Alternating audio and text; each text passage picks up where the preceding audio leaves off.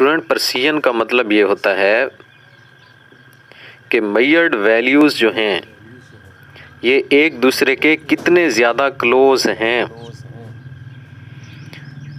अगर measured values जितनी ही ज़्यादा एक दूसरे के क्लोज होंगी तो हमने उतनी ही ज़्यादा प्रिसाइज मेजरमेंट की होगी। मैं एक एग्जांपल लेता हूँ कि मेरे पास सिंपल पेंडुलम है और मैं इसका टाइम पीरियड मेजर करता हूँ। तो 3 बार मैंने इसका टाइम पीरियड मेजर किया तो तीनों बार ही इसका टाइम पीरियड 3 आया। इसका मतलब ये है कि फर्स्ट टाइम भी 3 आया, सेकंड टाइम भी 3 आया और थर्ड टाइम भी उसका टाइम पीरियड 3 आया। इसका मतलब ये है कि ये मेजर्ड वैल्यूज़ जो हैं ये एक दूसरे के बहुत ज़्यादा करीब हैं, यानी इनमें डिफरेंस जो है वो ज़ीरो है, यानी इनमें डिफरेंस ऑलमोस्ट निल है। लिहाजा इसकी प्रेसिजन जो होगी वो बहुत ज़्यादा होगी। लेकिन जब हम टाइम पीरियड मेजर कर रहे होते हैं सिंपल पेंडुलम का तो उसमें कुछ प्रॉब्लम्स आते हैं। बाज़ औक़ात एयर रेजिस्टेंस की वजह से या हम सही तरीके से उसकी वैल्यू मेजर नहीं कर पा रहे होते या ह्यूमन नेग्लिजेंसी की वजह से उसके टाइम पीरियड में थोड़ा बहुत फ़र्क आ जाता है। यानी जब हम मेजरमेंट करेंगे तो पहली मेजरमेंट अगर हो सकती है 3.1 सेकेंड आए, दूसरी मेजरमेंट 3.2 सेकेंड आए, तीसरी मेजरमेंट 2.99 सेकेंड आए। तो यानी इन तीनों वैल्यूज़ में ऑलमोस्ट नेग्लिजिबल डिफरेंस है, यानी बहुत थोड़ा सा डिफरेंस है जिसे हम इग्नोर कर देते हैं और हम कहते हैं कि हमारी ये वैल्यूज़ जो हैं ये बहुत प्रेसाइज हैं। यानी इनमें मेजर्ड वैल्यूज़ में जितना डिफरेंस कम होगा उतनी ही वैल्यू हमारी मोर प्रिसाइज होगी। लेट के अब हमने टाइम पीरियड मेजर किया, उसका वो 3 आया फर्स्ट मेजरमेंट में, सेकंड मेजरमेंट में 4 आ गया, थर्ड मेजरमेंट में 2 आ गया। तो अब आप ये देखें इनमें जो डिफरेंस है वो नेग्लिजिबल नहीं है, काफ़ी ज़्यादा डिफरेंस आ रहा है। इसका मतलब ये है कि जो अब हमने वैल्यू मेजर की है वो लेस प्रिसाइज है, उसमें प्रेसिजन जो है बहुत कम है। तो लिहाजा हमने ये नतीजा अख़ज़ किया कि अगर मेजर्ड वैल्यूज़ के दरमियान में डिफरेंस बहुत कम है, मेजर्ड वैल्यूज़ एक दूसरे के बहुत ज़्यादा करीब हैं, तो हम कहेंगे कि हमने जो वैल्यू मेजर की है ये मोर प्रिसाइज है, इसकी प्रेसिजन बहुत ज़्यादा है। और अगर इनके दरमियान में डिफरेंस ज़्यादा हो, ये एक दूसरे के क्लोज ज़्यादा ना हो, तो हम कहेंगे कि हमारी मेजर्ड वैल्यू जो है वो लेस प्रिसाइज है, इसमें प्रेसिजन बहुत कम है।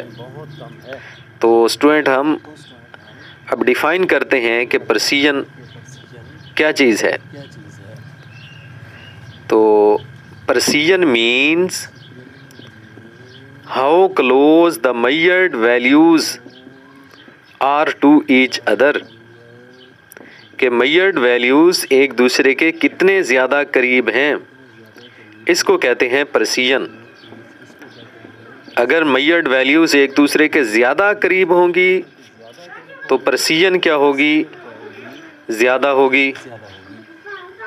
और अगर मेजर्ड वैल्यूज़ एक दूसरे के लेस क्लोज होंगी, ज़्यादा क्लोज नहीं होंगी, तो प्रेसिजन भी ज़्यादा नहीं होगी, प्रेसिजन भी लेस होगी।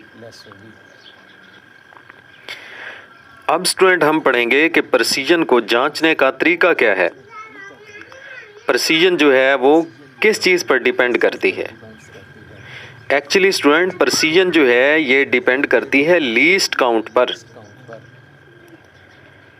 जिस इंस्ट्रूमेंट का लीस्ट काउंट कम होगा वो मोर प्रिसाइज वैल्यू देगा, और जिस इंस्ट्रूमेंट का लीस्ट काउंट कम होगा वो लेस प्रिसाइज वैल्यू देगा।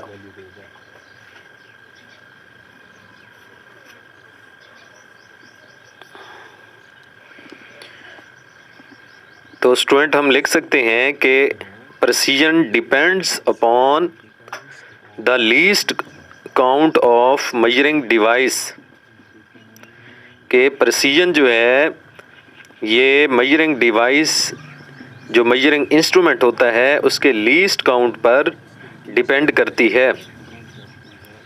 और ब्रैकेट में लीस्ट काउंट के सामने लिखेंगे हम एब्सोल्यूट अनसर्टिनिटी। किसी मेजरिंग डिवाइस का जो लीस्ट काउंट होता है स्टूडेंट, इसे एब्सोल्यूट अनसर्टिनिटी भी कहते हैं। अब स्टूडेंट हम समझते हैं कि लीस्ट काउंट क्या होता है। लीस्ट काउंट जो होता है ये कम से कम मेजरमेंट होती है जो किसी डिवाइस से मापी जाती है। It is smallest measurement which can measured by the instrument which is measured by the measuring device is called its least count। Least count क्या होता है?